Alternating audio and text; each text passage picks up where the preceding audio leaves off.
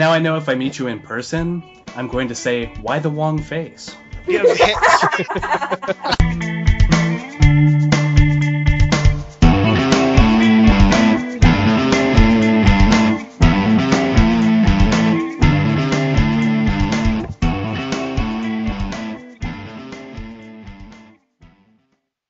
Okay, hello friends. Welcome to Jetpack Ninjas, episode 7. We got all the returning favorites with us tonight. We got Natalie. Hello. And Jerry. Hey. And Brandon. Hello. And of course, myself, Tony. I hate calling myself Tony, though. I'm always Boots. I don't know, it's weird. I just call you Tony. Yeah. I can handle other people doing it, but it's weird for me to do it. I'm sorry, I use everybody's real first name, and Right. some people don't really go by that. Sorry, it's my preference. No, it's fine, it's fine. So let's just get right to it. We'll start with Brandon. What have you been doing since the last? Well, I haven't been on in a while, so I've been playing all kinds of crap. I started up Portal 2 for the first time and finished it in about a day because it's awesome. Yep. Probably, it is to me probably this generation's A Link to the Past. Wow, that's a bold statement. That's high praise. Yeah, I know. Actually, I've heard this. I've heard the same thing elsewhere.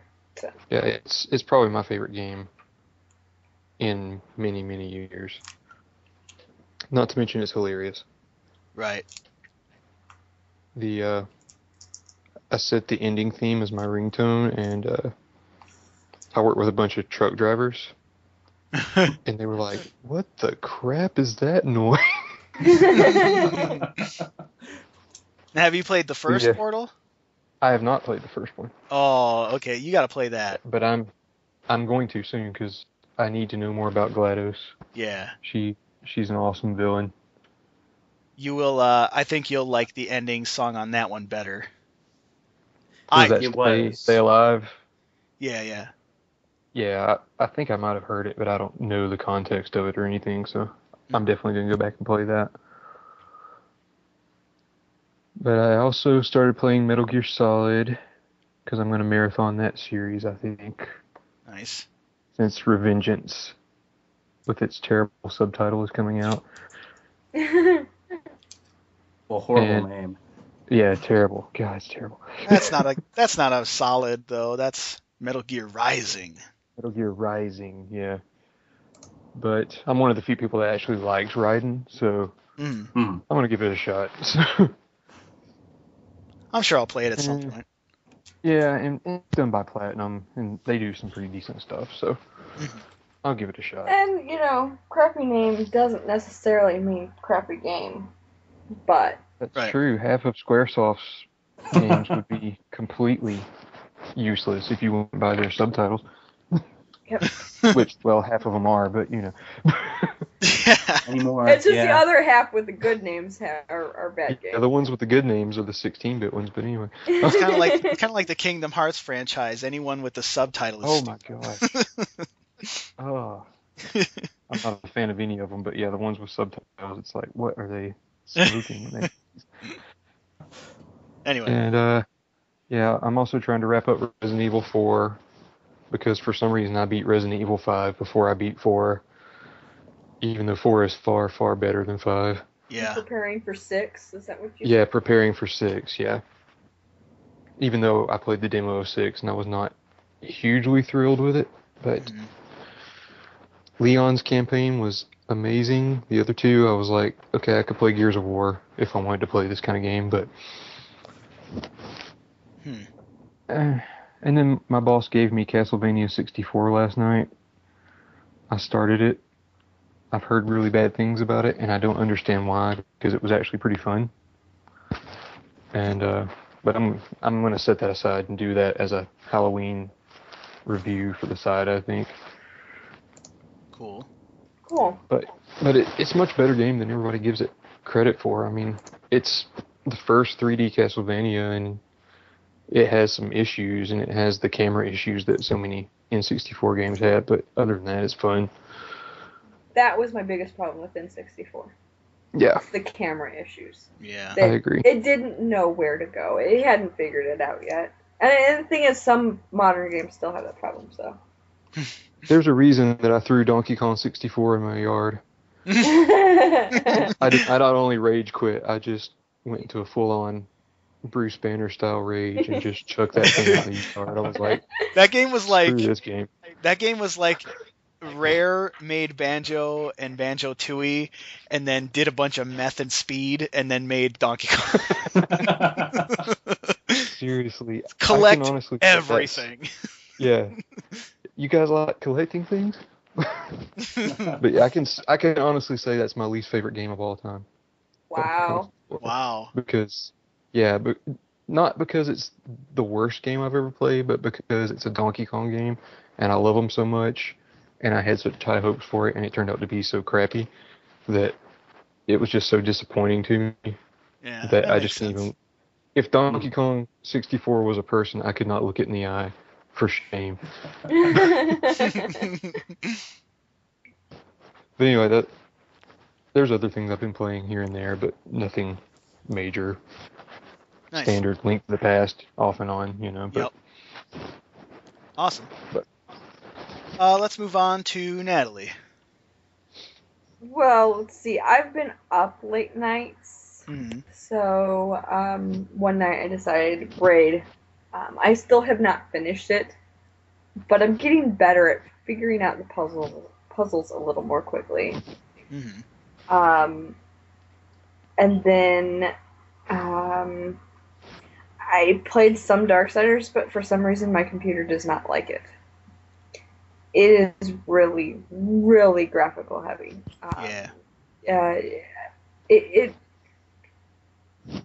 I don't even know why, because my computer can play, it could play Mass Effect 3 no problem. And then Darksiders, it was like, it decided it wanted to die. It just got really hot, I guess, is really the big problem. So I'm going to have to do that in small spurts,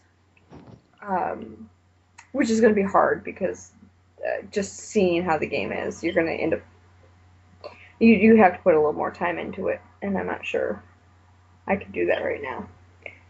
Mm-hmm. And then Analog Hate Story I played, which is text-based. And it's actually, I really enjoyed it. It's really a sad, sad story, but I enjoyed it because, it was working more on relationships and, learning more about the past. It's based on, I believe, it was a certain time period in Korean culture, and it very, very sad.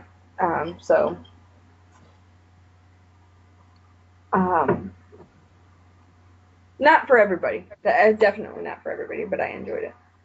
So, pretty much it for me right now. Alrighty. Jerry, what's up with you? Well, I've been playing a lot of Last Story. That's been actually my primary game at this point. Because I don't think I'm going to do a video review this month, even though I finished Mario RPG a little while back. I think I'm going to save that for a little later. Just because the Retro Game Expo is coming up this month, and I'll probably just do coverage of that instead. Next week. Yep. Next week. It's going to be awesome. But, Last Story. Honestly, I can't say enough about it. It's probably my favorite Japanese RPG that's come out in years. So what probably you're saying since is the PlayStation days. What you're saying then is Mistwalker does it again. Yeah, exactly. I mean, now that I've had a bit more time with it and I'm actually getting into the story, yeah, it's very, very much a classic Final Fantasy game. Right. That doesn't have the Final Fantasy name. I mean, it's even got... Well, it kind of does.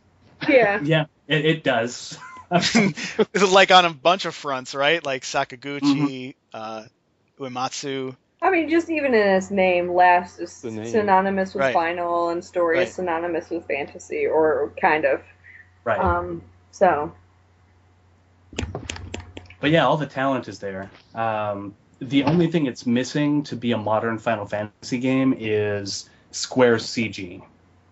That's it. Yes. And characters that And- wear 30 belts. Yes. It does not have Nomura characters, and I think that actually helps it.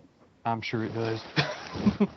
There's been a lot of complaints about the British voice actors, and I don't know if it's just because it's not what people are used to or what, because honestly the voice acting is really good for the most part. I mean, there's a couple of bad ones, but there always is.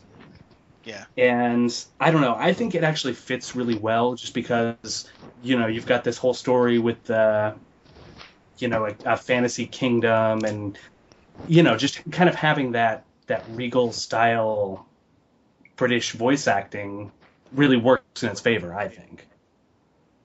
Cool. But other than that, played a little bit of Amnesia so that I knew what I was talking about a little later.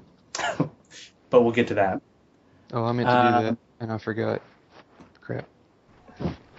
Other than that, I've been playing a lot of Tetris at work. Because I brought an NES and an SNES into work with me for the programmers, and now we're having kind of a Tetris competition. And I'm on top, of course. I think that's awesome that you get to do that at work. I know. I'm kind of jealous. I think it's awesome that you work. Well, see, Natalie, you're getting the same type of job that I am. I so am. Actually, that's one thing that I thought. I was like, oh, I'm going into computers. I hope that I get to do this. See, I would be allowed to do that at my job, but it's just me and my boss, and she doesn't play any games, so. But I do get to sit there and play 3DS at work, so that's cool. And that's just it. I play so much by myself at home. That it's just like if I went somewhere, I would want to have people to play with. It's one thing that I really am lacking around here. So. Yeah, me too. And it's not like I can meet anybody because all likelihood it would be guys, and husbands frown upon that. Yeah. It's understandable, I guess. So, anyway. Is that all you got then? I think so, yes. Yeah. All right. For me, a bit of an interesting week, or a couple of weeks or whatever. But I'll only go back a week. I got a review copy for Mark of the Ninja. That's up on dojoretro.com. My review, anyway. That's a good game. I really, really liked it. Finished off the achievements today. Ooh. So I'll eventually go back to that game to play it again because it's just a great game. But for now, it's all done. So I can start thinking about going back to Dragon Age once I get done with everything else I'm doing. Again? I mean, still. Yeah. Actually going. Am I missing out on something by not being an achievement seeker?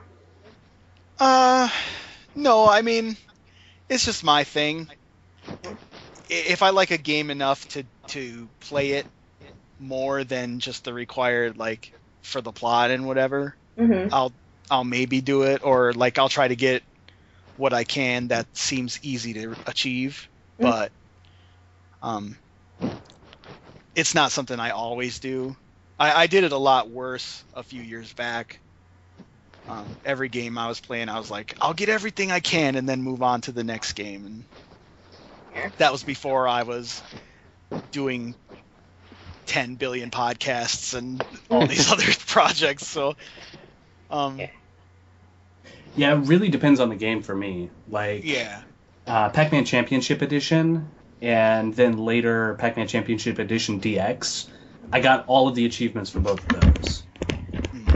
Just because it felt like something I had to, I guess, prove to myself I could do. I never did get all of the achievements for Geometry Wars 2, although I came close. I got The thing with making the smiley face is the only one I don't have. I think I got about 5 in the first Geometry Wars, and then I'm like, the rest of these are impossible. Mm-hmm. Because there's no way anybody could get to 1,000,000 points without dying. I don't care. I've never seen it. I refuse to believe it. It could happen. I know some people who have. Be quiet. Also, another achievement is beating Dragon Force through the fire and flames on Guitar Hero 3 on Expert. I also refuse to believe that's possible. Yeah, anything in Mega Man 9, any of the achievements in Mega Man 9. Oh, Lord. I couldn't even get through the... Yeah, that's... I could get past the title screen on that game. Me and my cousin used to use that as a joke. We'd always say, like, you're so bad at games you couldn't get past the start screen. It really does take the right game, though, for achievements. I've always said that I don't care about achievements, never have. And then Portal 2 showed up, and now I'm just like, I must do everything in this game. And it's worth it for that game. Yeah, and I'm about to start co-oping with some people, so Cool. That should be fun. I Let's guess see, I what just don't have the time for. Yeah, Doing it. I mean, the thing is, I know that we're all busy and stuff, but I have to play, and I get what I get. I guess is the way I look at it. yeah, and that's just it. Like Mark of the Ninja, it's a arcade title, so those ones are a little bit quicker, and it doesn't take as many hours. They're set up for people who right. don't have. But like if I'm going to go after Dragon Age achievements, that's going to take multiple playthroughs, and who knows how many hours each time. So I doubt that I'll even give that one a whirl. My backlog is so bad right now anyway. Yeah. But other than that, I got a surprise invite yesterday, yesterday being Saturday, to go to the Zelda Symphony of the Goddesses show. Are you rubbing it in my face? I'm just saying what I did. I'm joking. That was amazing. I spent the first half of the show fighting tears. Like, it was basically me reliving my entire childhood the whole time. And they didn't even get to Link to the Past in that section. Like, they waited for that. So all the Ocarina and Wind Waker music, and they did a medley of dungeon themes, which was like insanely good. So I was highly impressed.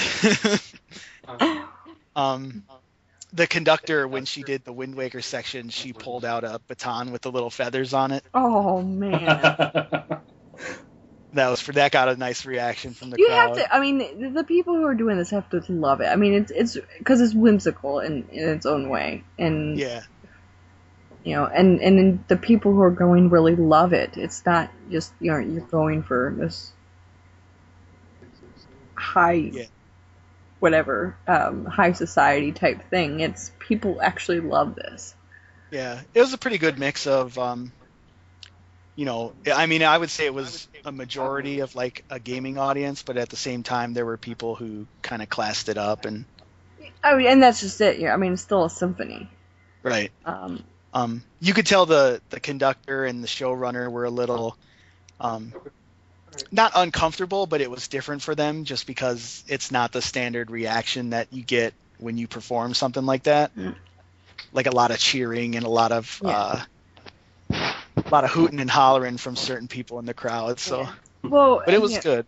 I actually, I was talking to somebody last night and said, "Oh, when's your recording?" Because they asked me, and I was like, "Well, I'm not sure because I gotta wait for somebody to get back from the Zelda Symphony." And they're like, "Wow, that must be quite a concert." And I said, "The thing is, I didn't even realize he liked games at this point, you know." And I was like, "So, are you even interested?" And he said, "I used to be," and then he had a family and kids and. Mm-hmm.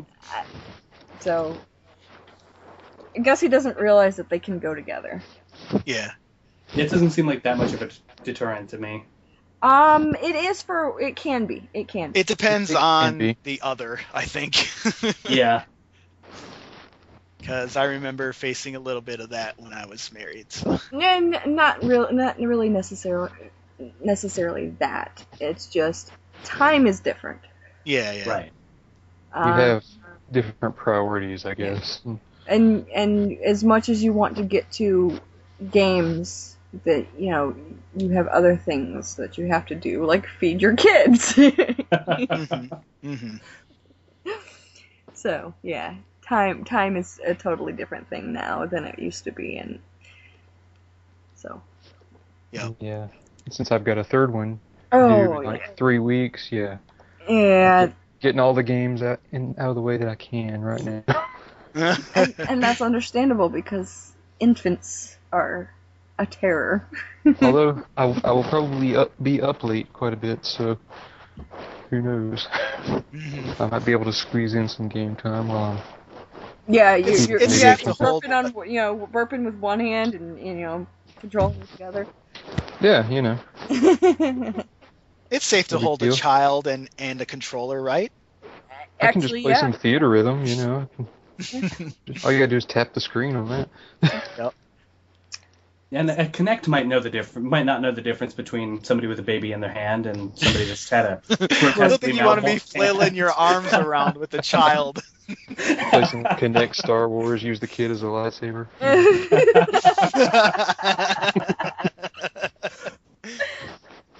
Force push. Oh,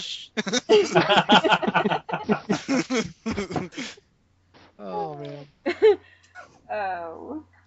But that pretty much wraps up my week in gaming, really. A lot of Mark of the Ninja and Zelda Symphony. Yeah, pretty much that's it. I mean, I had to play through Mark of the Ninja so much to review it, so. Yeah. That took a lot of my time, so. I'm glad you enjoyed it, though. Oh, yeah. And then, it was a good game. Yeah. And then the Zelda thing, that just rekindled my love for that, so I'll probably dive into all the ones that I have. And I will rekindle my jealousy. Yes. I talked it up so much that I got one of my other friends to get her dad to convince. Basically, her dad is going to pay for a hotel in Dallas so they can go to it in Dallas. Oh, wow. And she lives in Louisiana, so it's like it's going to be a long drive. Yeah. So we should move on to. So the two games we did this week were Amnesia: The Dark Descent on the PC and a horror classic on the GameCube, Eternal Darkness. So, Natalie, what did we get for results? Amnesia was 4 and Eternal Darkness was 2. And those were from our Twitter contributors. Awesome. So, yeah, I'm not surprised, especially after watching. Mm-hmm. Since, I will start, I guess. Because I've never played Eternal Darkness, but I did go and watch videos of it, and I have to say Amnesia by a long shot.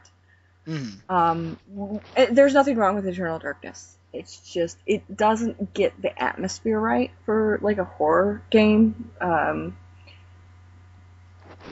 It didn't have the same qualities that Amnesia does. It totally gets into your head immediately. Right. And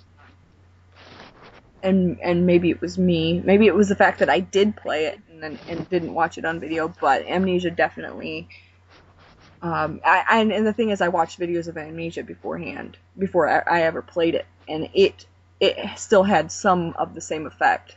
So I'm sticking with Amnesia. I'm curious, what parts of, just out of curiosity, what parts of Eternal Darkness did you see? Like, I watched probably the first, I don't know, 25 to 30 minutes. okay, like starting from the beginning of the Yeah, game? yeah. Okay. I was just curious. I mean, Yeah, I couldn't put in, I couldn't watch not the disputing what you're entire saying. game. I just didn't know. Yeah, I just didn't know if you'd watched like certain segments or if you started from the beginning. Okay. What about you, other two?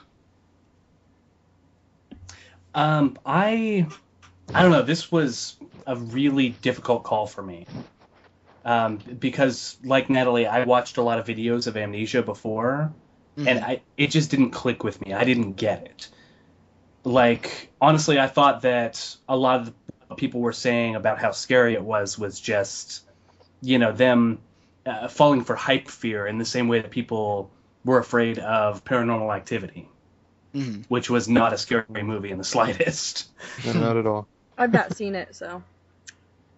But actually having played it, I get it now. And it is like it's genuinely pants-wetting scary.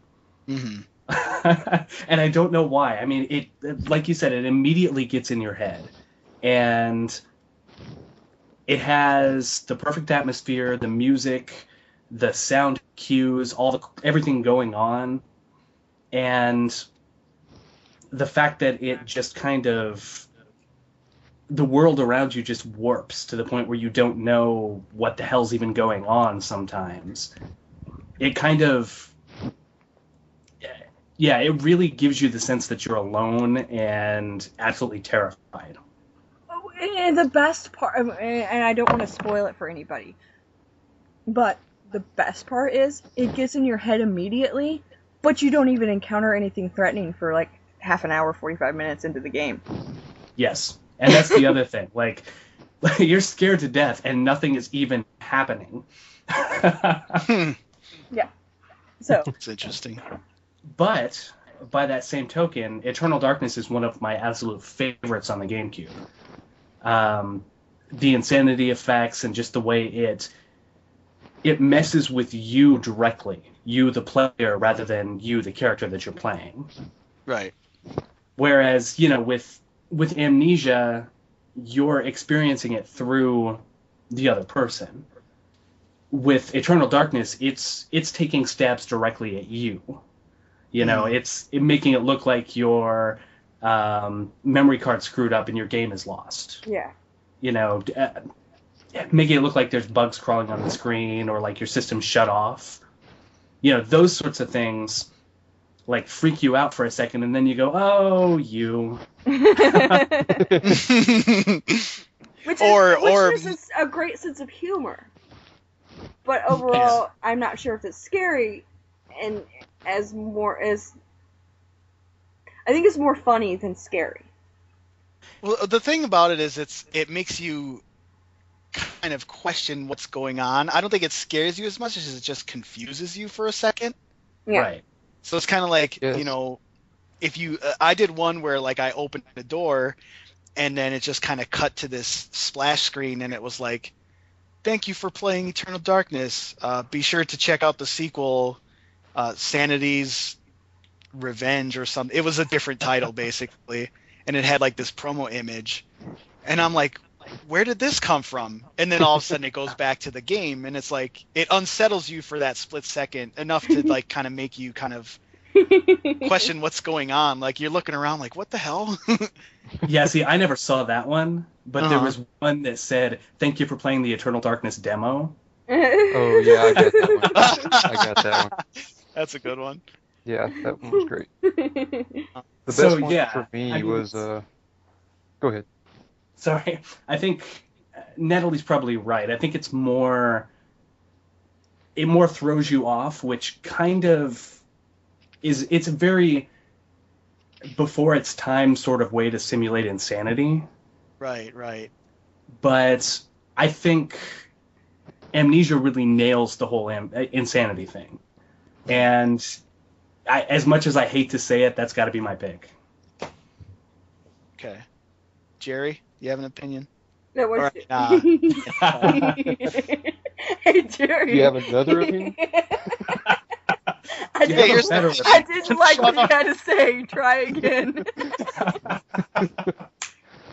So His what do you really opinion. think? Shut up. No, I'm kidding. Brandon, do you have an opinion? I know little to nothing about Amnesia. I have it on Steam. I got it through the Humble Bundle, and just haven't gotten around to playing it yet. So, that being said, Eternal Darkness is one of my favorite GameCube games, period. And it's not really scary or anything, but I've only been scared by one game in my life. I won't say what it is because it's kind of laughable. But Oh, no, I want to hear Monster now. Party. no, Okay, it's actually Friday it's the actually 13th. Super Metroid actually. Oh, I was going to say Zombie Nation on the NES. It's a giant creepy head. Super Metroid gave me that alien feel of, desolation. You're just by yourself against aliens, It's and plus I'm more very claustrophobic, so. more an emotional reaction to the atmosphere and how bad it could be than. Yes, Okay. Right. yes. Super Metroid, it creeps me out every time I play it, because that music just messes with my head. Anyway, Fatal Frame 2, nothing. Super Metroid, can't play it in the Have you dark. played Slender yet? Yes, and it did nothing. No way. It That even slightly messed threw me with off. me. Yeah, I was like, I thought this was a scary game, but um, It did yeah, similar no, things that Amnesia did. So, I will try Amnesia and I'll get back to you on that. But alright. the thing about Eternal Darkness, going back to like the insanity things, the best one I encountered. See, when I was playing it, I lived with 3 other roommates, and we had our living room set up with 2 couches back to back, and TVs on opposite ends of the room because we did a lot of like 8-player Halo tournaments and stuff. So our entire apartment was set up for gaming, basically. And I was playing Eternal Darkness on one TV, and my brother was on the other TV. I can't remember what he was playing, like, I don't know, probably some stupid shooter. But I remember he turned off his TV, or he turned off his system, and the way he had it set up was you turn off the Xbox, it goes to channel 3 white snow screen, and it starts going, of course. At the exact same time he does that, the insanity effect I get on Eternal Darkness is the white snow screen. I was like, dude, what the crap did you do to me? And I started going off on him, and then it came back up, and I was like, this game just made me get mad at my own brother. That's pretty awesome right there. Like, That's he pretty wasn't good. even involved, and I started chewing him out because I thought he had screwed up everything I had done because I hadn't saved in quite some time. I was like, dude, I hate you. I just hate you. And it came back up, and I was like, I have to apologize. I just went insane for a moment. I'm sorry. So it's not a scary game to me, but it messes with, like you said, like it makes you as a person a character in the game. Honestly, is it making fun of gamers? I don't think Not it's making necessarily. fun. I mean, It's not making fun of gamers. It's trying to do. It tries to mess with your immersion, I think, and I think it does that to try to play up the angle of, a lot of the game is based on, like, the story is based on kind of like just how you perceive things in the world, and right. how these certain gods kind of mess with reality in a way. Mm-hmm. So It's I got think the whole Cthulhu mythos going on. It's kind of it's a little Right. similar to that. So yeah. it really tries to just do some things to make you question what your role in the game is, I think. And it works. I think it worked pretty well for when it came out and what it did. It's not a bad game at all. It's just it probably, and I'll just kind of go into what I think. I don't think that it holds up to something like an Amnesia, because other games have come out between then and now, like the Silent Hill series, where they've kind of perfected the art. I mean, Silent Hill's kind of lost its way, obviously, but at one point they were really good at putting you in a place where you always felt a little bit off center while playing the game. And I think that Amnesia does a good job of doing that and holding you in that spot all the time, rather than little tricks, which is basically what Eternal Darkness does. Right. Well, if Amnesia is anything like Silent Hill 2, that game didn't scare me, but it did unsettle me from time to time. So just making you think, I don't even know how to explain it. It just kind of makes you kind of mentally queasy, maybe. Yeah. I always remember Silent Hill 2, like, in the first opening, it's basically when you're walking from that opening bathroom, and you're like in those back trails, and all of a sudden you just hear like a low growl, and it comes from nothing. Yeah. But you can't see the environment other than like the 2 feet ahead of your guy on the trail, because it's like super foggy. And hearing that growl, you're kind of like, you stop, and you're like, what the hell, what was that? And so you're kind of like wondering what that is and trying to be cautious, but there's nowhere else to go because it's basically just a straight path. And I just remember not wanting to find out. And that's, do I even want to continue? Right. And that's the first 3 minutes. Like, I didn't want that. I was scared right away, and I wanted to go on, but I didn't want to know what was ahead, if that makes sense. No, that makes sense. Yeah, Amnesia did that to me too. Right. Mostly because somebody was pounding outside, and I heard it, and there was just this boom, boom, boom, boom, and I'm like, oh god, what's that? What's that? Oh shit. So I actually had to take the headphones off and make sure that was actually happening. Exactly. Yeah, and it does. It definitely messes with your head. So. Well, I will try it sometime this week, so I can get back to you on that. But yeah. I don't guess I actually voted though, so I guess I have to vote for Eternal Darkness because I don't know anything about Amnesia. Okay. Well, okay. So. And my vote goes to Amnesia just on principle, really. I mean, I love Eternal Darkness. It's always going to be one of my favorite games, kind of in that genre, but I think since that game's release, they've gotten a lot better, and Amnesia steps it up. I'm glad you guys all like Amnesia, because when I first saw it, I thought it looked like some sort of Silent Hill ripoff. And I was like, I don't want to play this. It looks like some kind of third-party shovelware game. That's exactly what I thought the first time I saw it too. Yeah, I was like, this looks really dumb. I don't really even want to play it. In fact, I got it for Steam. I never actually installed it. I just have it on there. Well, I'll tell you this. I played it, and I got to a point where I couldn't go any farther because I was freaked out. I had to close myself in a cabinet. And in that cabinet, I sit. And the thing is, and it's yes, there are sounds, and there are dark corners, and your head gets all fuzzy in the game, and then when your head gets all fuzzy in the game, it gets all fuzzy in real life, and, it's just, and there are so many doors, and so many places, and you hear things, and you're following this trail, and you're finding things that are telling you about you,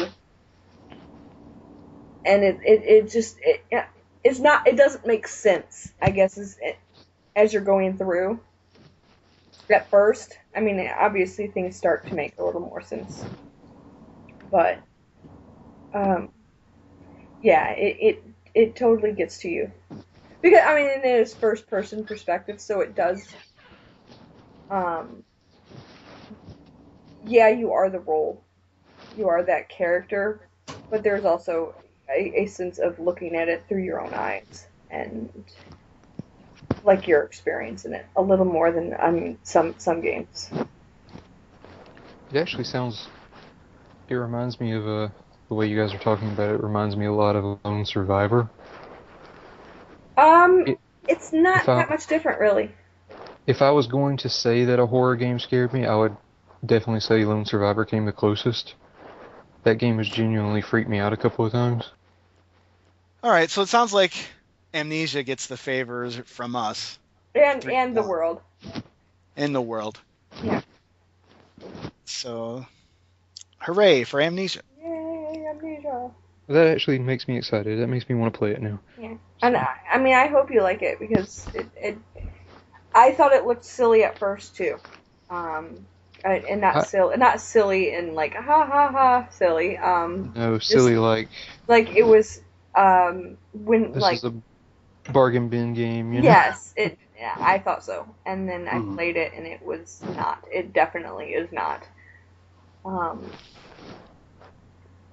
Well, if it can get me into a creepy mood, I'm all for that because it's been a long time since I've played a game that has been a good horror game. Mhm.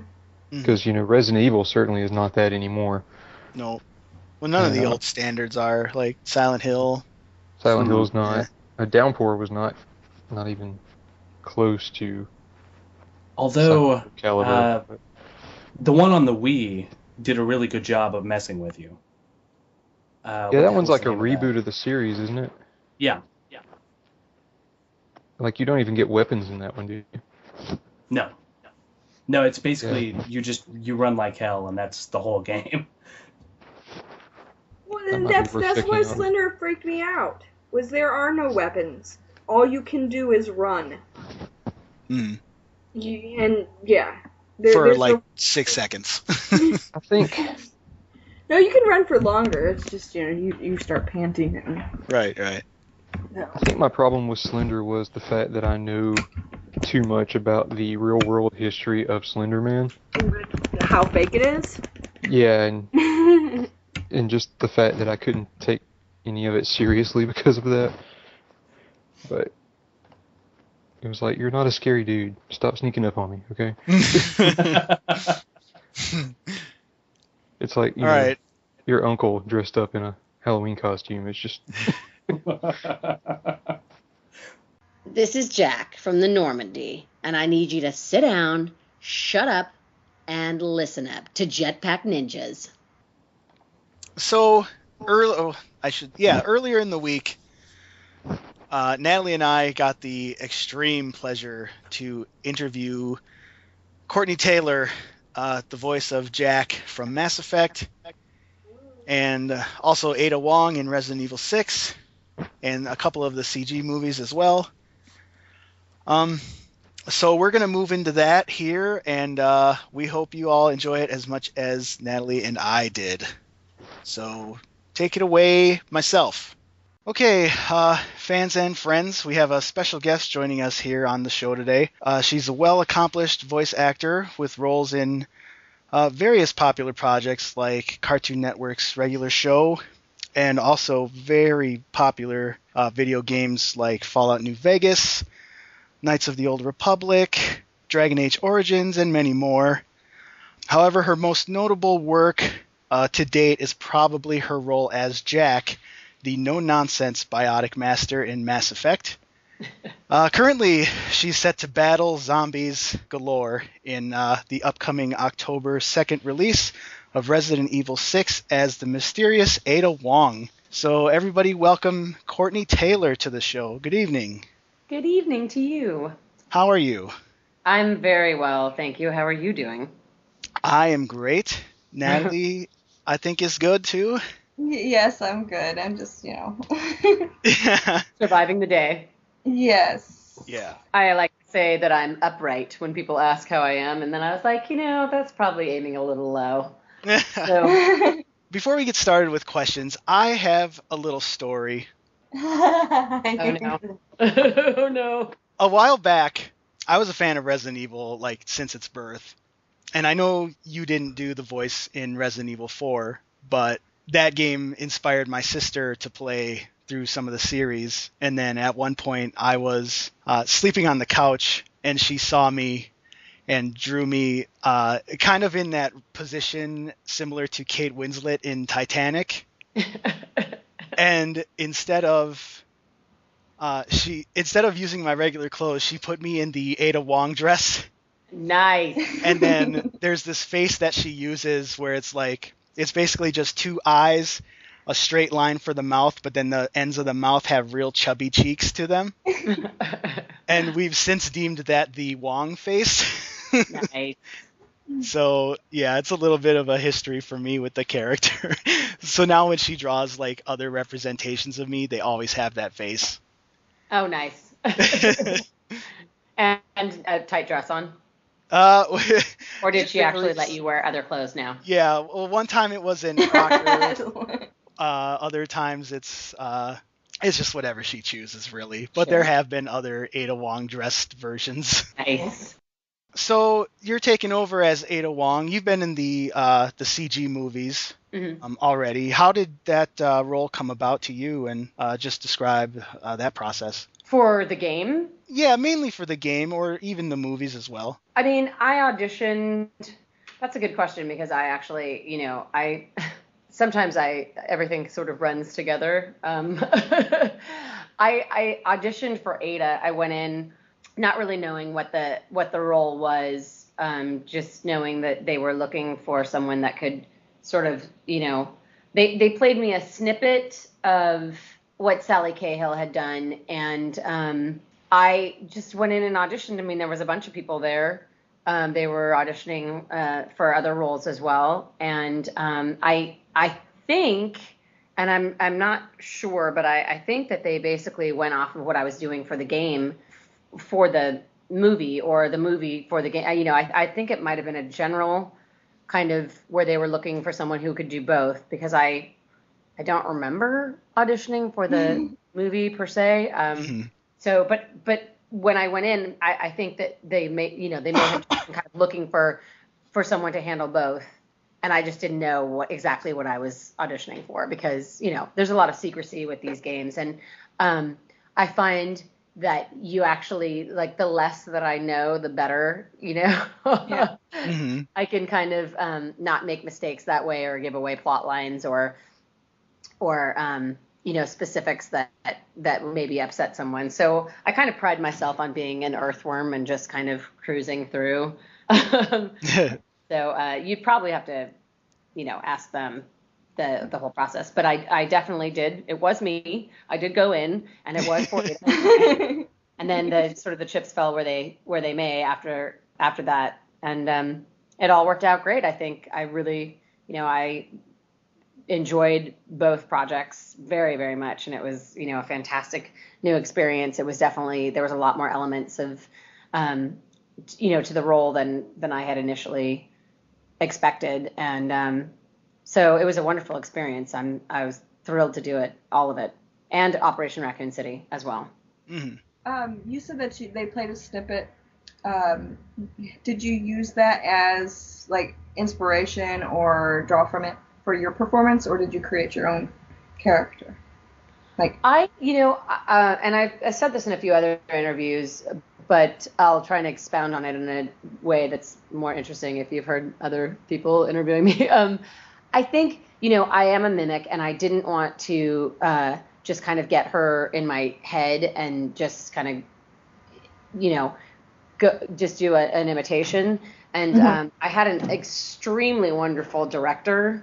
Liam O'Brien directed the game, and he was absolutely fantastic. And I really just trusted that he would, because I didn't have a big plan, that I would get the direction that I needed. And he's really one of the best directors in the business. Mm-hmm. I think he's a pretty young guy, and he is a very, very a talented director, and I just leaned on him really heavily to kind of tell me what they wanted and to kind of utilize my ideas about her from the way that she looked and the lines, the storyline that I got. So I think it seems that the feedback I've gotten so far is that, it's kind of been a happy accident and that it does jive with what came before. So I'm keeping my fingers crossed, but obviously, the movie hasn't, the Blu-ray and the DVD haven't been released yet, and the game hasn't streeted yet. So I'll be curious to see what people think. Mm. Did it put any kind of additional pressure on you, knowing that Ada was going to be a playable character this time around? I didn't, we didn't really get that kind of, the sessions weren't about those kinds of things. So I didn't really, to be honest with you, I really didn't know what I was getting into completely, hook, line, and sinker. I had no idea. I knew about the movie franchise and I knew the games were popular, but there's been a few franchises that I've been a part of that I just didn't know beforehand. Yeah. And then sort of, the waves kind of come in afterwards and you're like, oh. Yeah. And I think it's better. I try not to psych myself out for things. I try not to read the boards. I try not to do too much digging around other than what I kind of know already. Unless it's required, if something's not working that I'm bringing to the table, then I'm absolutely going to go do some more work on it. But I also don't want to, I think if I had kind of gotten how passionate people were about Ada beforehand, it would have really probably kept me up nights. Yeah. And people have been amazing. The Resident Evil fans are incredible and just amazing fans. And, I've been meeting people online and off and communicating with people. And so I'm kind of glad I didn't dig around too much because I think I would have been pretty overwhelmed knowing what I was, the extremely high heels that I was stepping into. So Ada's a very different character from what people have heard you as Jack in Mass Effect. Is it the director that determines kind of the tone and just like backstory with what's been previously set for each character as to like how you approach things and the kind of flavor you give to the voices? I think they're always in any game. They're sort of the liaison between, what the producers and the game company have presented. I mean, in general, most games, you'll get some kind of image either, in the audition or when you get there of, what the character looks like or some sort of description. I mean, in a perfect world, you get a breakdown, you get an image, and you get, a lot of very descriptive words. Mm. But I think it really depends. I mean, I trust that my directors are going to take me in the right direction, that I don't have to do a lot of research as far as, I have to be in charge of the character and the character's emotions and helping craft the arc, but that ultimately they're going to know what the game company wants and how they want, because I can familiarize myself as much as possible with something, but they may be wanting to take the character in a totally different direction. Right. So when I did Mass Effect, I had not played Mass Effect beforehand. Okay.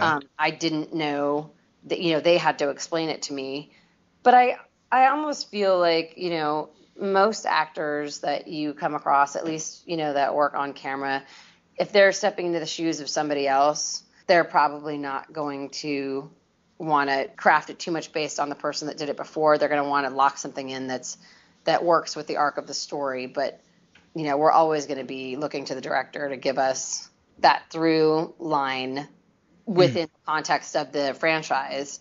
And we're going to be doing the interior work. Okay. Is there, do you have inspiration that you use to draw from for your more troubled characters, or, for somebody who is really strong like Ada, or, strong in a completely different way like Jack is? I feel like, I treat video games very cinematically, And so I feel like there's a lot of the same, rules apply, that there are, archetypes that you draw on. And so I feel like when I saw Jack, I mean, Jack has obviously had experiences that not many people would have had even a fraction of. But I have worked with, kids that had problems. I grew up, in the city, kind of running wild. And so I know Jax. And so it was not hard for me to place her. Ada was definitely a little bit more of like an archetype of like an aspirational archetype, somebody who's really, sophisticated and kind of even, where, Jack was just kind of, the id. Yeah. And that can be sometimes easier to play than someone like Ada or Scarlet Lake, who are much more just sort of, they hold their cards a little closer to the vest. Right. So when you start a role, and especially for a character like Jack, because that game and that franchise has to have like a lore behind everything they introduce, do they give you like do you get the script, and do they give you like background info so that you can kind of shape that and tailor it to what their personality is supposed to be and things like that? It depends on the company. And it depends, I think, on the size of the role. I definitely have had sessions where, I mean, I've seen animatics, I've seen like stuff that I've walked out of the session being like, oh my gosh, the fans, if they could see what I just saw, they'd be freaking out right now. Like stuff that's super, classified until the last minute, and you're kind of skipping out going like, it's amazing. And I've walked in and done stuff where they're like, I didn't really know what she looked like. That, you hope that you're going to get that stuff. But really with video games, I don't think I've ever gotten like a full script. Okay. They just don't, it's too classified. So, I mean, a lot of the times, like with things like Mass Effect, when there's a lot of different options, sometimes, like having a whole script of like, it could go this way, it could go this way, it could go this way, you kind of just have to ready yourself to be able to kind of take it, any way they want in the booth. So you generally just get like a explanatory, an overview of the story of what the game is about, and then what's happening in the right now. And then you can always kind of check in with the director and say, you'll know roughly how old the character is, what their deal is, if they're some kind of warrior or whatever. And I tend to play a lot of those characters. Or if there's some kind of, person that they're basing it on, that kind of information. And then it's basically kind of scene to scene. I've walked out of doing kind of major games and not really known what exactly was going on. Because it's a lot of it, a lot of it isn't required by us. And, the stuff that is going to be fed to us by the director and their crew. So far it seems to have worked out all right. I don't think that there's too many instances where, maybe us not knowing all the fine points has detracted from the performances. I feel like I didn't know the whole, I knew a lot of what was going on with Jack, and that certainly helped. I'm always interested to get as much information as I can. Yeah. But that's not always available to us. Okay. Were you excited to see how Jack developed in the end? Oh, yeah.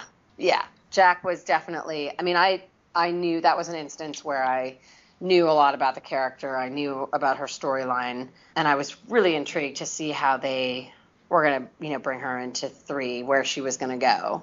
And so, she was one of the characters I've played that I felt the closest to and was probably the most invested in, just because, I played her for a while in Mass Effect 2.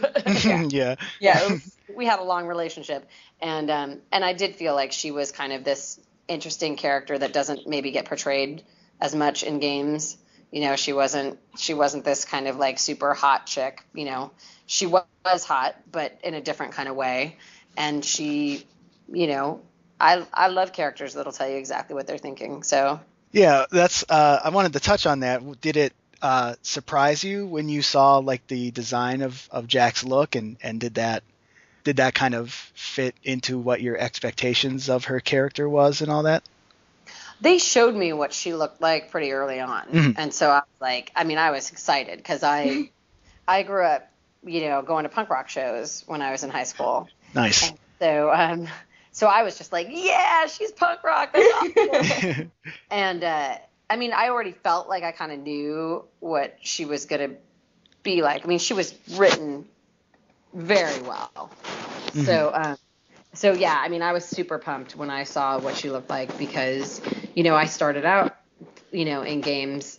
I think the first like animated thing I did was like a 6 foot tall chick with long hair and over the knee boots and stuff, which is great. But, there's a lot of women represented like that in video games. And Right. so someone that's, bald and cussing but still, still hot in her own way and, kind of a rebel. I was over the moon. Nice. Yeah, like that just totally, the punk rock part, that's just great. Yeah, she could not have been better. I looked at her and I was like, yes. And when I got through the trailer for her that they put out, there was like a minute-long trailer that they did. Oh, yeah. I mean, I still watch that and just go, yeah, she looks awesome. And at the time, they were keeping her pretty close to the vest. They were labeling her as Subject Zero. They didn't really reveal anything about her, really anything. It was more of just a reveal of the design more than anything. Yeah, there was that was really my first experience with, well, maybe not my first, but definitely a big experience with like really not being able to say what was going on or who I was playing or anything. Mm-hmm. And I think that worked, like those game guys, they know what they're doing because you want that surprise. Right. You want that. You want to show up. I mean, I think that the people, people are always trying to dig for information, but I think spoilers, they don't really do anything, like I guess you get the thrill of knowing that you're the first person to know, but really, I mean, you want to play the game as intended, right. With all of the scary bits popping out. You don't want to, somebody telling you the punchline of the joke before they get, before you've even started, like, here's the funny part. Tell you the joke, and you're like, and the same thing kind of goes for games, like, let it be Christmas Day, like don't peak on Christmas Eve, right. Just come down on the 25th and open all the presents and don't know, enjoy not knowing what they are, right. Because these guys work so hard to make these games awesome, and so I just think that you should enjoy them the way they were intended because they're, so many of them are absolutely amazing and there's so much love and sweat and tears that have gone into them. Cool. I've talked to a lot of people about Mass Effect, and Jack seems to be the least popular romance option. Do you think that's justified or she's being unfairly judged? Because honestly, I went back and played as a man just so I could romance Jack because I love her. She is my favorite character of the series. So I think, I knew that people were either going to hate her or they were going to love her. So it doesn't surprise me that she is, it's funny because I hear a lot when I meet people. You wouldn't believe how many times I've heard, it's really nice to meet you. I had sex with you in Mass Effect. I romanced you in Mass Effect. And, I knew that, like, she wasn't going to be this classic, like, babe. Those characters are in that game. And if you like the classic babe, that's not what you're going to go for. But I feel like Mass Effect fans are so creative and so, like, they're just forward thinking. They're really, the Mass Effect fans that I've met, and I've met quite a few at this point, seem to me to be extremely artistic, extremely kind of forward thinking, edgy, kind of people that appreciate that kind of variety. Mm-hmm. I think Mass Effect kind of stands out as this franchise that's really kind of pushed the boundaries of gaming in a lot of ways. And I think that the audience and the fans really reflect that. And so the people who love Jack really love Jack because they know that, like, if you scratch the surface, like, she's awesome and loyal. And, you see in Mass Effect 3 that she's even though she's still got a potty mouth, she loves those kids. Yeah. Mm-hmm. And so I think most people, who are open to that kind of thing knew in Mass Effect 2 that she had that kind of potential. And that, really the lesson of her was like, we all have those friends who might be a little socially awkward at gatherings, but you love them, that you're like, I've known this person since I was 7. They're amazing. They just talk a little too loud and swear a little too much in this company. And I feel like that's, but they're the people that are going to like absolutely, you want them in your foxhole. Mm-hmm. That's her deal. She probably swears too much and talks too loud and doesn't have her, the lines on her pantyhose straight. But in a bar fight, you want her to have your back. Yeah. The reason I chose her as my romance option, and I know among people I talked to, I was the only one for a while. It wasn't until you and I started talking about Yeah, it that pretty we much. realized. But the reason I chose Jack was because her character seemed to have the best representation of of development throughout the second game. Mm-hmm. And it just seemed like, I mean, when you first meet her, she kind of has that hard shell and keeps everybody at, arm's length and doesn't want people to get to know her.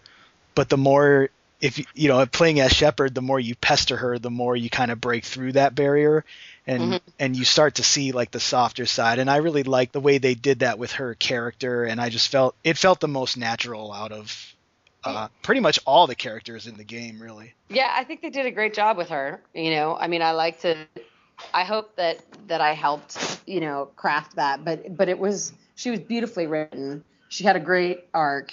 I mean, you couldn't ask for better. By the way, that's not me hyperventilating. That's my dog trying to I'm gonna go into another room because she is relentless. It was dreamy. I mean, honestly, you don't get like that was the whole package was like laid out for me, and I just happened to. I mean, I remember being in the booth and being like, I'm so lucky. I'm so lucky to have this role because it's like butter. Yeah. It, like I came in and it was like the words. I mean, I don't know what this says about me, but the words like flowed off the page. I knew what she was thinking. I knew why she felt the way she did. I felt that that frustration about not having the tools, like not having filters. Yeah. As a kid, I was like that. And, as a teenager where you just feel too much. So you build up this huge hard shell, but underneath it's it's marshmallow underneath. And it's just the frustration of not being able to kind of bridge the marshmallow to the hard shell. There's not a lot in between. And so, I mean, BioWare did me, that was a gift that they gave me to let me play her. And I mean, I cried at the end of my session for Mass Effect 3. I was bawling because I was just like, I don't want to let her go. I don't want to say goodbye to her. I didn't either because in the third game, when it got to the point where you kind of reconnect with her and there's not really much else beyond a couple of scenes. Yeah. I was very disappointed. I wanted her in my party. I wanted more, like a deeper kind of a romance part. Like you said, I didn't want it to end. Yeah. And when I couldn't get her to be in the party or come on the Normandy, I was just like, ah. Yeah. But I think that's great storytelling there. I mean, you don't want, Fat Jack 25 years sitting at the back of the Normandy with a box of wine. You do want to, end on a high note where people are like, we wanted more. And I don't know, at least if nothing else, if I never get to play Jack again, I can hope that, these amazing fans go forth and, these are the people who are going to be making games or who are making games now, and that they'll make more, they'll write more characters like that who are a little bit on the fringe. And, so maybe Jack launched 1,000 ships as far as, other roles that'll touch people like that just aren't so much the expected. Fingers crossed. Yeah. Actually, this was one of the most important questions is, do you think your characters, particularly Ada and Jack, portray strong female role models. I'm sorry, say that one more time. Are Ada and Jack, or your characters, do you think that they're strong females, or because you did mention that you have played some that aren't characters like that are the knee-high boots and Yeah, nothing wrong with right. I have several pairs, but oh yeah, as do I, but I mean, who doesn't really? I don't. So you say. They're very strong. I mean, I think that actually that's kind of the beauty. I mean, obviously these are franchises that aren't brand new, but I love seeing that there seems to be more and more great female roles.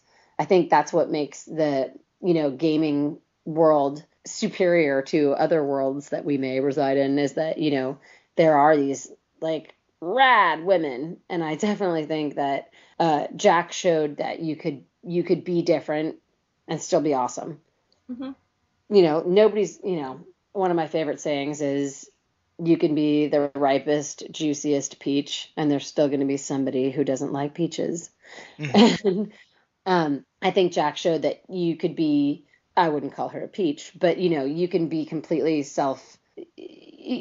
who you are. And there are still going to be people who are totally loyal to you and know what you bring to the party. And if that's a good role model for people, I mean, obviously, it was actually one of my favorite things. I was at Comic-Con. Was it Comic-Con? I think I was actually at Game On when Mass Effect 3 came out. And a girl pulled me aside and she was like, I'm so glad that you are voicing these characters. I have nieces and I think they're great role models. And I was like, at first I was like, I hope your nieces aren't too young because Jack swears a lot. But, other than the swears, I mean, Jack is a cool role model to people, to say, like, you can kind of follow your own path, or you can come back from absolutely horrible things happening to you and really, be of service and be amazing. And, Ada Wong is her own kind of strength. That's not, I think the package is a little prettier, mm-hmm. but she is also, like quiet strength. It's different kinds of strong females. They're opposite ends of the spectrum, but I think they're both pretty awesome. Cool. Mm-hmm.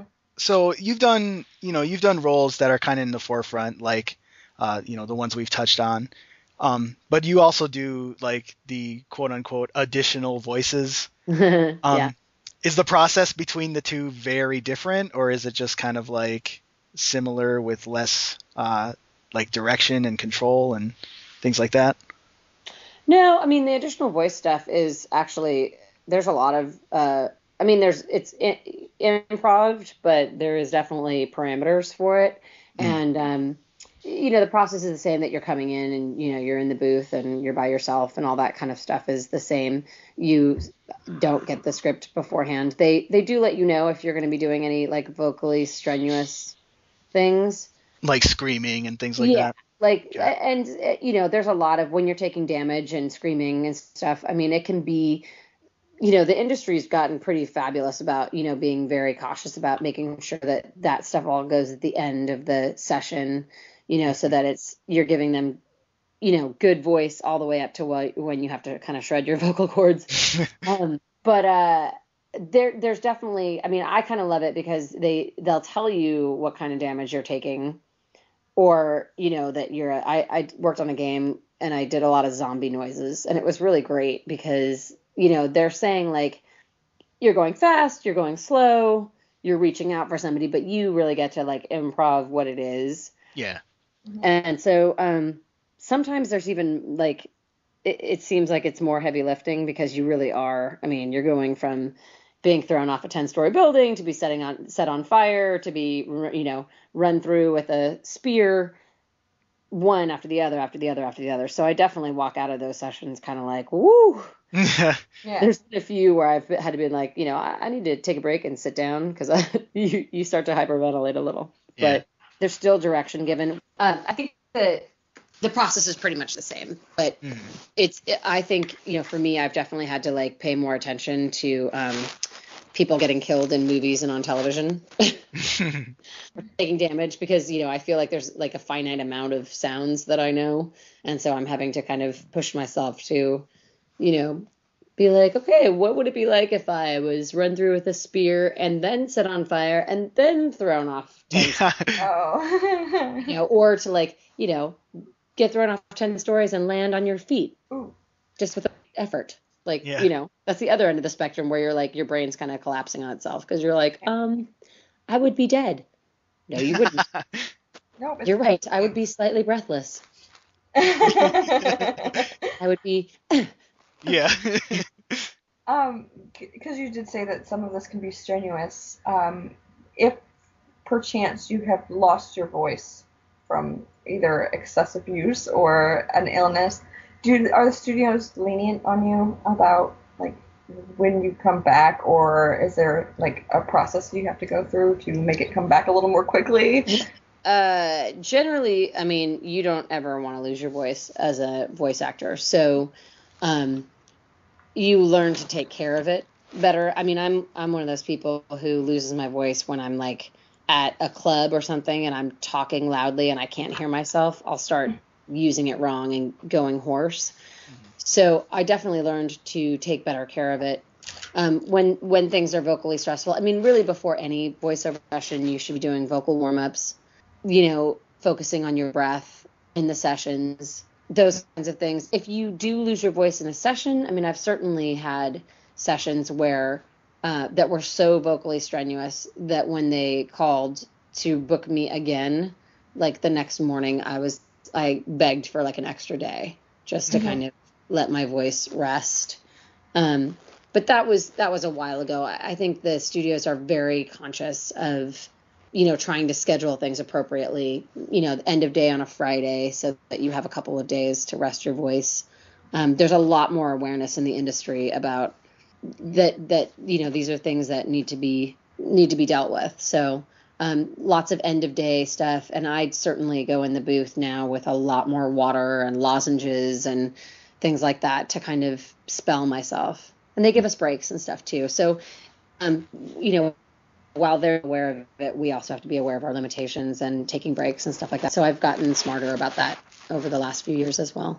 Cool. Cool. So how did voice acting come to you? Like, is that something you searched for actively, or was it a byproduct of being an actor, like a screen actor and things like that? That's a good segue, because talk about not taking care of your voice. I used to manage a boxing gym, and I taught a lot of the fitness classes there. And I would yell and not use a microphone and, not take care of my voice. And so I developed vocal cord nodes. And I actually went to apply for a graduate program for theater acting in New York, and my vocal cords were pretty damaged, and they said, we can't really even look at your application unless you go to speech therapy to have that dealt with. And so I did go up to speech therapy, but I also went back to one of my acting teachers, and she said, you should go try voiceover because I think you have a good voice. So I rehabbed my voice a little bit, got rid of some of the vocal cord nodes, and also did not go to that theater school. It was the catalyst for me to go to a voiceover class because I didn't know what it was. And so I did go to a class and kind of got the idea of what it was. And then, and from there it kind of started. I knew once I got in the class, I was like, oh, this is, I would do this forever.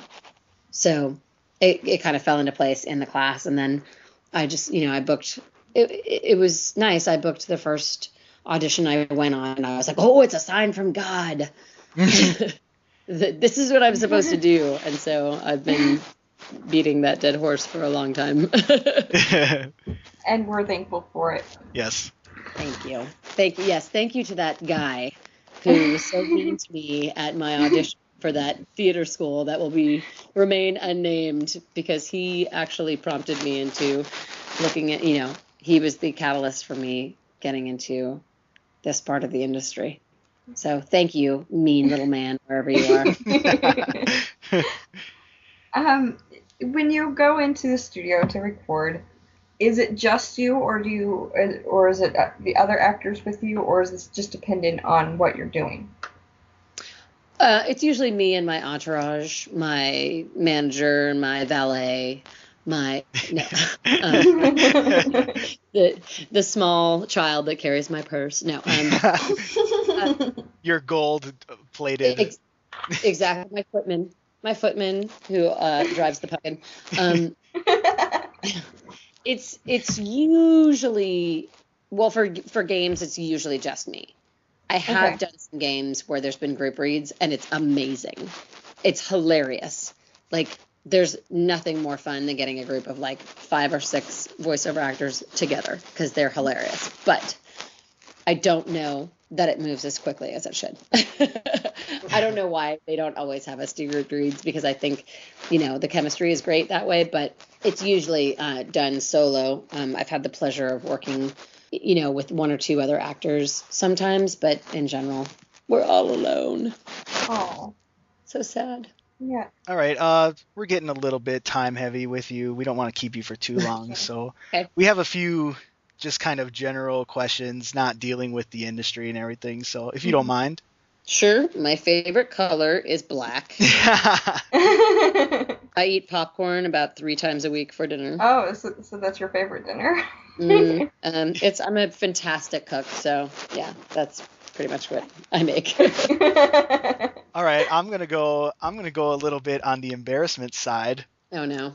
Describe your feeling when you went to the Brian Setzer concert last week and got all dressed up. I was shocked, actually. I think Brian Setzer, and I think orchestra, and I think everybody's dressing up, but I live in LA, and everybody thinks that like having your shorts not rolled up makes it like formal wear. So, so I thought I looked good, so I was having a good time, but I was kind of surprised that there was like only 2 other girls there that were, rocking the 50s style. I mean, I try and rock the 50s style as much as I can because I love wearing vintage clothes. But yeah, I was a little surprised. But then someone put their sandwich on my dress accidentally, and nice. I thought, well, maybe shorts and flip flops would have been a better choice. But you wouldn't have looked as good then. No. And the avocado from the sandwich did kind of meld into the print of the dress, so it didn't really matter, I guess. What is your favorite music genre? My favorite music channel? Genre. Oh, I was like, channel. What? One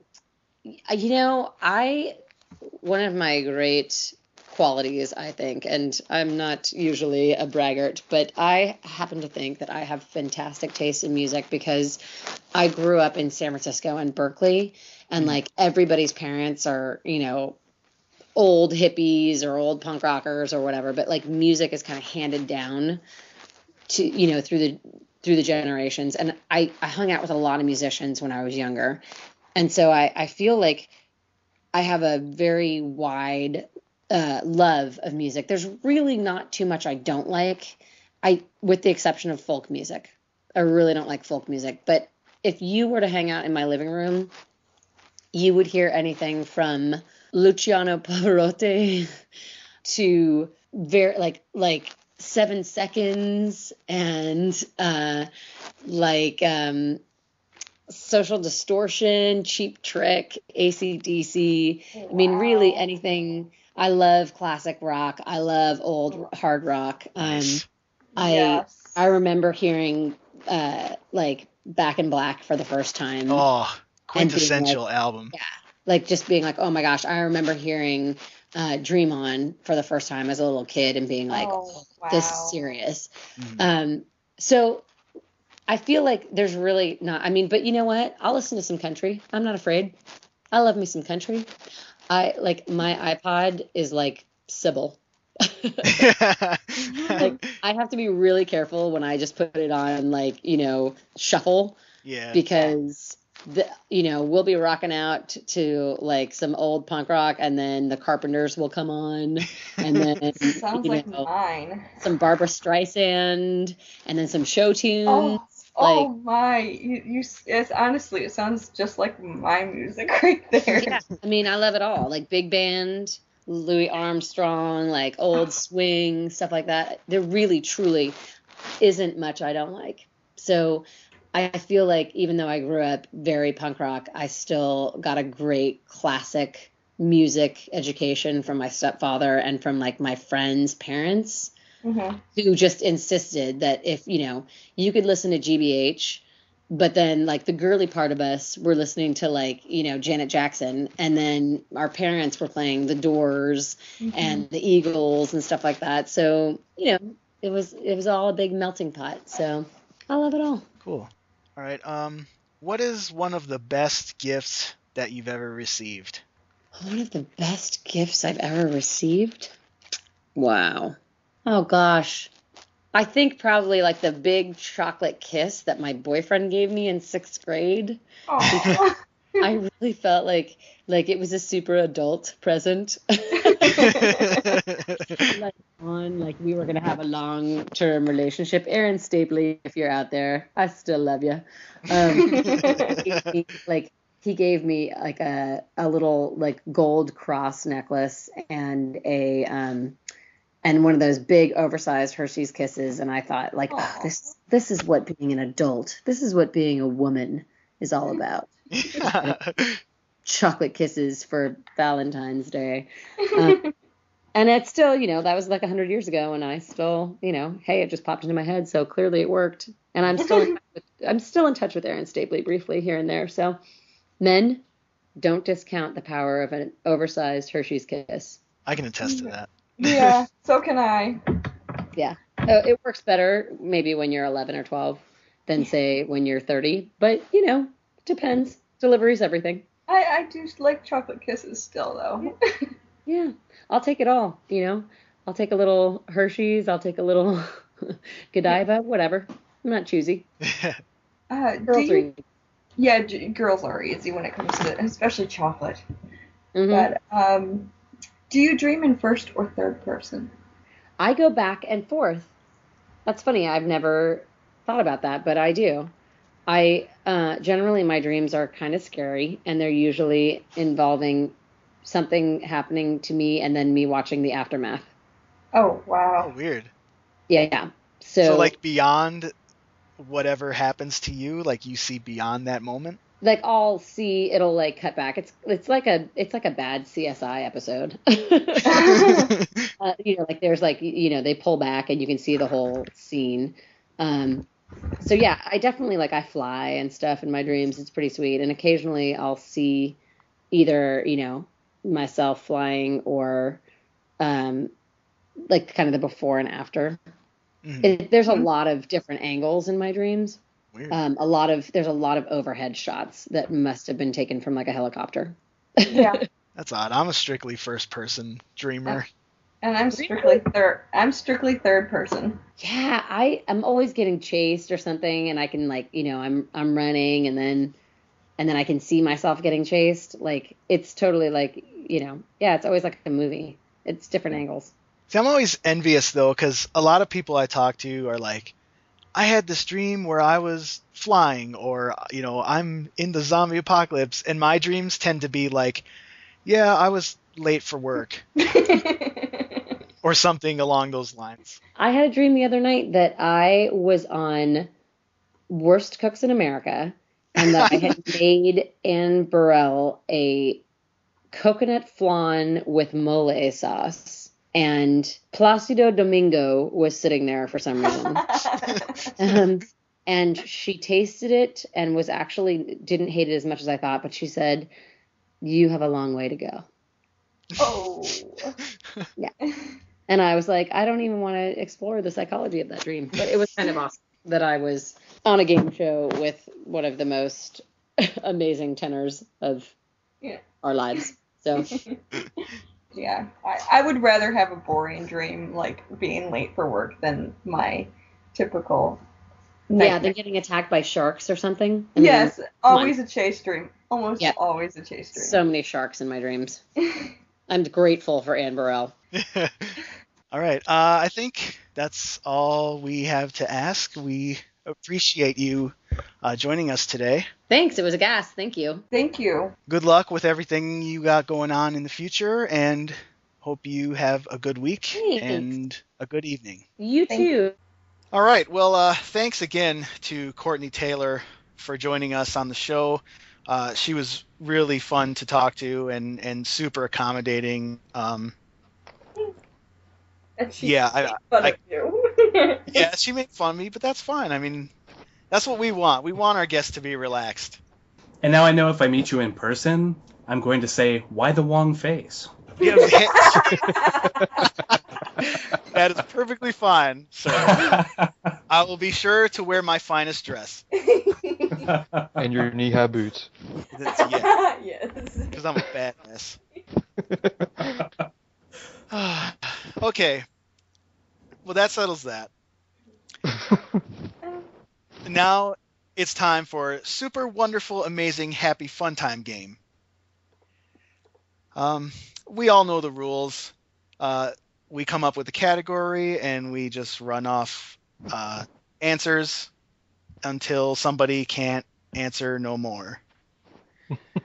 Okay. And the losers get to act out a scene, which will be posted later. All right. We have 10 categories, and I've already run the results and gotten a 2, which is candy bars. Ooh, Yes. this could be a long one. Yes, it could, if we can all remember candy bars. Not for me, 'cause And- I don't eat candy bars. Oh, I mean, you still see them. Go to stores. Come I on. do. I do. You go to Well, the checkout where I they put my all blinders sit. on when I go to the candy bar aisle. So, anyway, that means Tony, what order, like, who's what number? Because then I randomly generate that number, which I already have randomly generated, but I'm letting you call who's what. All right. I will say that you are number 3. I'm number 3. All right. Who's 4 and 1 and 2? Okay, let me think here. Jerry will be 1. I will be 2. All right. Well, that means you go first. Oh, okay. What's the order then? Well, it would be 2, 3, 4, 1. Oh, all right. I didn't know if you randomed Well, before. actually, let me do that. All right, then 3, and then 1, and then 4. Okay, 2, 3, so 1, it's 4. I'm sorry, Brandon. Oh, it's fine. so it's Gives me time to me, think. Natalie, Jerry, and Jerry, and then Brandon. Yes. All right. Then I guess I will start it off with Reese's Peanut Butter Cups. Snickers. Butterfinger. Mars. Three Musketeers. Milky Way. Oh, $100 grand. Almond Joy. Twix. Oh, you're out of turn. Oh, crap. Twix. Mounds. Crackle. 0. Charleston Chew. Hershey's. Mr. Goodbar. Heath. Oh, come on, don't fart on me. Oh, Henry. Kit Kat. God, I can't be the last one out on this. I got nothing. I'm out. Oh, Jerry is out. Brandon, your turn. I think I'm out too. I got nothing. Oh man. I really don't. I seriously can't think of anything. All right. Caramello. Now I've got one. Thanks. Wait a second. Crap. That's the worst one. That's it. You took too long. But here's the good thing: since Natalie was the No, let me think of a freaking candy bar. I know my candy bars. well, come on now, we can't bend the rules here. No. All right. What, Brandon? I want to hear what new one you have all of a sudden. Whatchamacallit? Oh, Oh, yep. I see that makes sense because of the 90s connection between Caramello's commercials and whatchamacallit's commercials. That's exactly what did it. I'm not even kidding. Now, to be honest, if Natalie had one, I would have lost. Because I was pretty much on the verge of not knowing where to go next. Yeah, well, that's just it. We pretty much went through the majors. Obviously, there are more, and I'm searching the candy thing, and I can't. Yeah. I mean, I could have like narrowed it down and gone Hershey's with almonds. Yeah. Cookies and cream Hershey's. Well, I started thinking of all the fun size stuff. But then I remembered, okay, somebody already said Crackles, somebody already said Mr. Good, but I'm like, fuck. Somebody already thought of the fun size. Ha ha. Actually, those were exactly what I was thinking of Hershey's in my head. dark chocolate. I said both of those. I thought about But it's starting to like- go through all the Japanese flavors of Kit Kats. Did anyone say Baby Ruth? No. No. Dang it.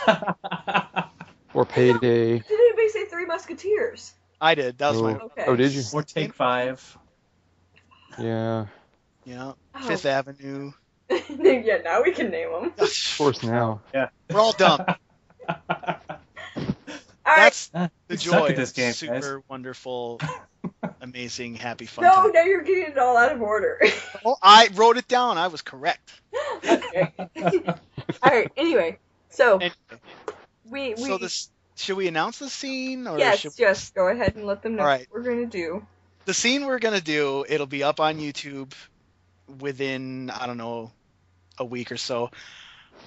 It's going to be when Jack and Miranda have a standoff on the Normandy, and Shepard has to take care of business.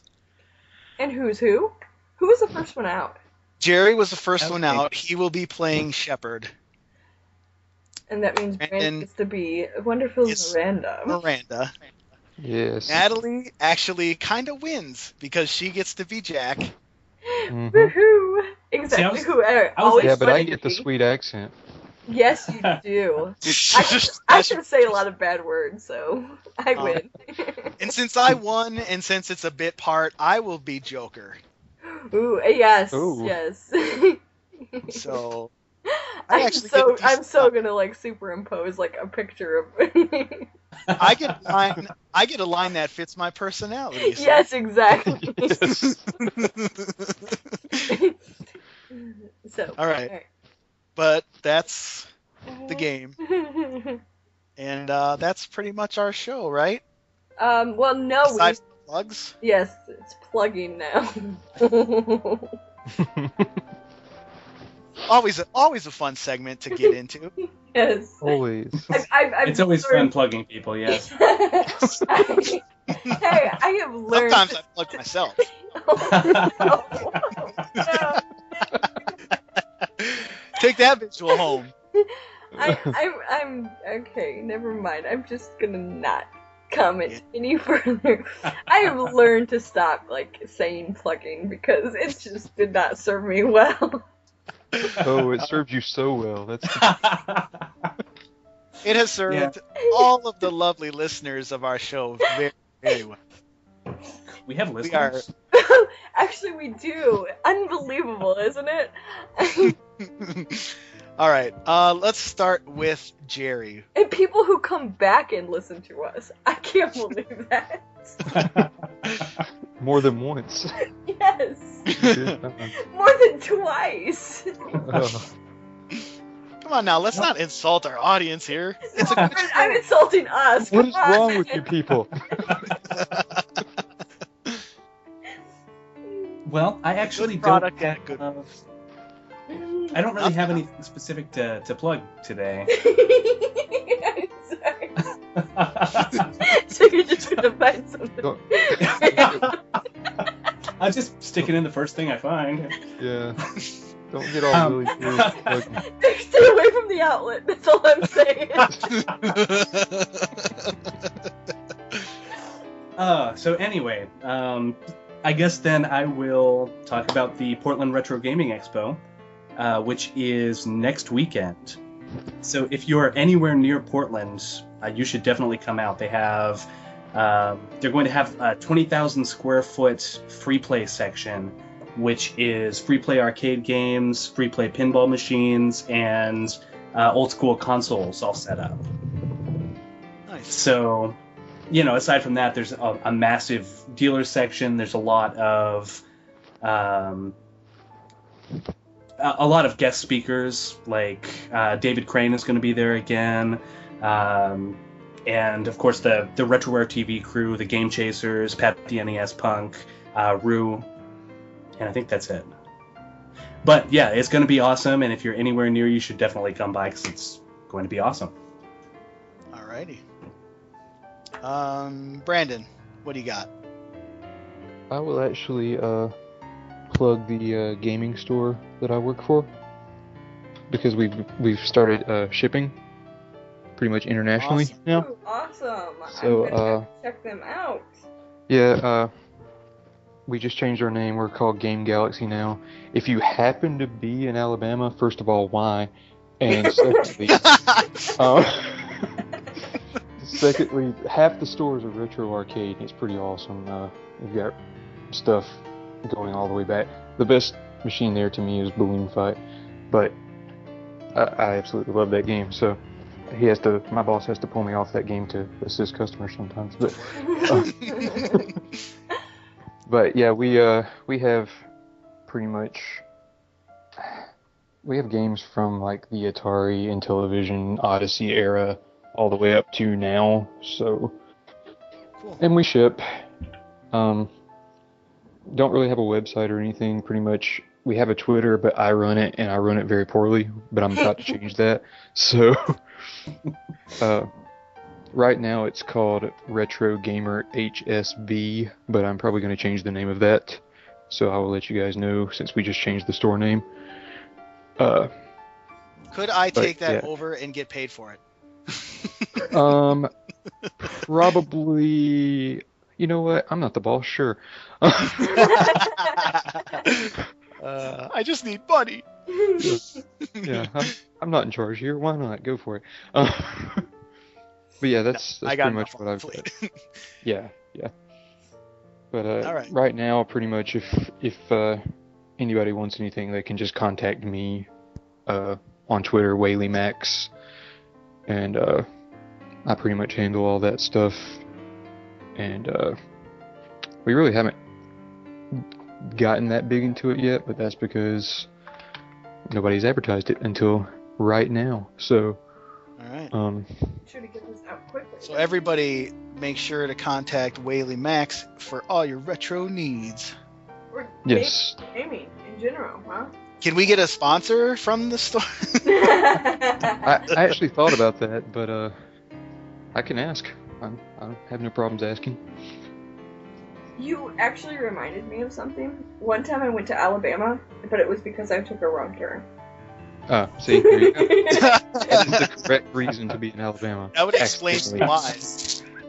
I was in Columbus, Georgia. Oh, see, you were in South Alabama. That doesn't even count. And my brother was graduating from the army, and we were supposed to be going to this one place, and he hadn't been there for very long. Yes. Obviously, because, boot camp really isn't very long, and it's not like you get a lot of time off base. Right. I Graduate. know what you're talking about. I used to live in Auburn, which is like right across the Alabama state line from Columbus. So. And so he was trying to get to one place. And here we go across. Oh, we're in Alabama. Yeah, you pretty much blink and you miss that place, and then, hey, you're in Alabama. I know exactly what you're talking about. So that is the reason you go to Alabama. Accidentally. And you always leave on purpose. Yeah. Yes. No, really, I like Alabama. I'm not just that bad. I really do like it here, but yeah, I understand. Oh, it's the same reason. Why do you go to Georgia? Because I have family there. Hey, I liked Georgia. I didn't, but we Well, also lived in Macon, Georgia, so... Let me rephrase Oh, that. no I wonder. liked Atlanta. See, I lived in Atlanta, and I hated it. But Macon was not a good place. My boss was from Macon. He talks about it like it's Mecca. So I mean, And so he Tried- likes crime and apparently, yeah. yeah. I once tried to get into Georgia, but that was a girl I tried to date. Did you know there's also? Never mind. All right, Natalie, what do you got? Actually, first, before I go to our site, onehitKills.com is, or actually, it's one hyphen kill, hit kills, I believe. Hold on, let me make sure that I have this right. I think you're right. Yeah, one hyphen hitkills.com is looking for people to do a text-based discussion, roundtable type discussion, weekly or bi-weekly, maybe an hour at a time, and also a podcast, which would be monthly, and so you can find a post on our site about that to contact them, or you can contact him through Twitter. He's at OneHitKills. So, Yeah, it looks like I'm actually going to be in on that. oh, cool. So, at least, I mean, he's supposed to record late October, and that's when my kid is due. So, tentatively, I'm going to be in on that. We'll see. Yeah, and the thing is, you know, he'd only had 2 prior podcasts, and the last one was in, like, January. He wants to try again. Because what happened was that people ended up having other things that they needed to do. And so, you know, life. And then, obviously, we are all on dojoretro.com. And that's it, really. dojoretro.com. Cool.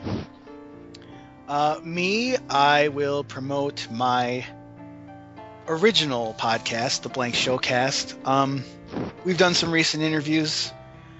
One with, I think I talked about the Emily Reese one before. Yes, We also did one with Tara Theo Harris, who is a creator, writer, producer, craft service, all kinds of fun stuff for the web series called Job Hunters. It's kind of interesting. It's about. Is she hunting you a job?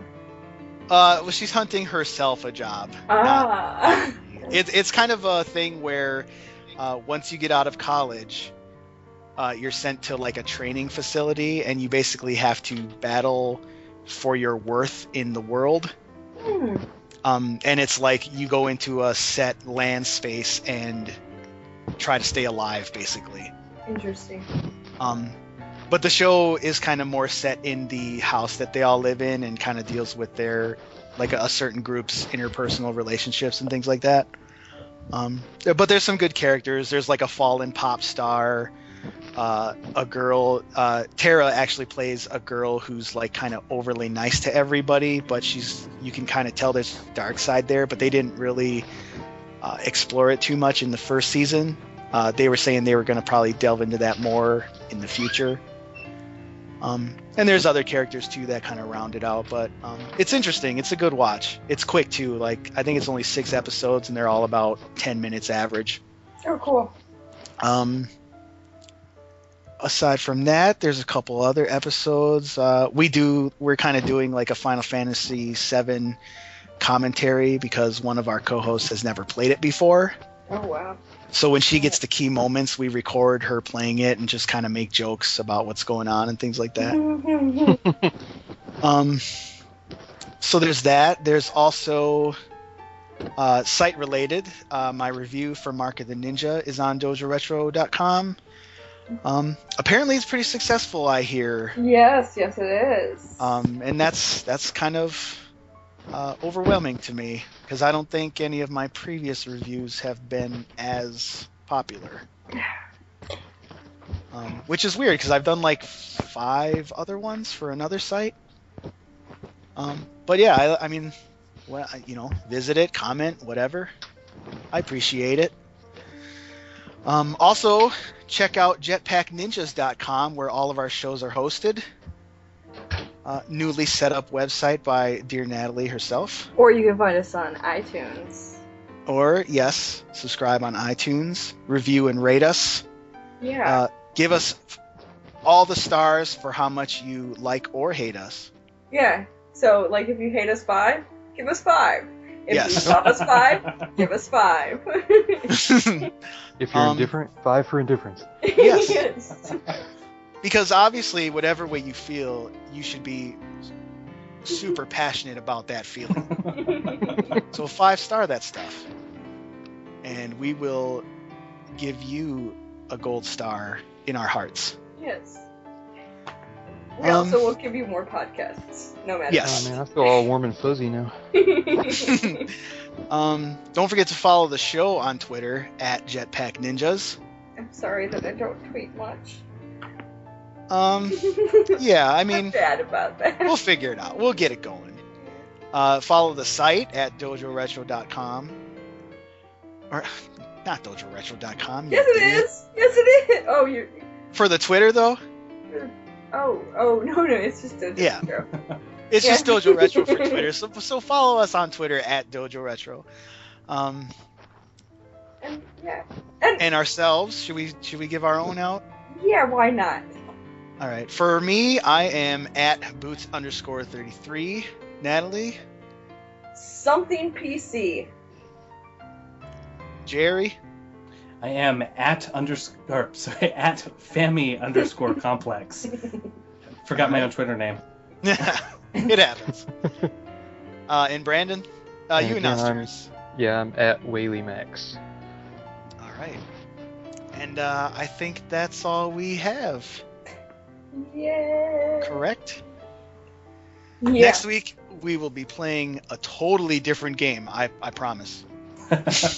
Really? Hold on. Are we? Oh, we are. Okay. I'm sorry. Shit, I forgot. Sorry. That was a bit of a... I've had 2 drinks while in here. That's why. Natalie's drinking. How unprofessional. Oh dear. Hey, All it makes me a lot more interesting. I'll tell you that. But with that, I think we are out of here. So we hope you liked it. And good night. Say goodbye, everybody. Bye. Goodbye, everybody. Sayonara. Is it like goodnight, Gracie? Yeah. Yeah. I'm sorry, nobody's gonna know what that means. I'm old enough. Yeah, So, me too. Yeah, me too. Oh, I forgot we're all about the same age, but okay, that works. Alright, good night. Good night.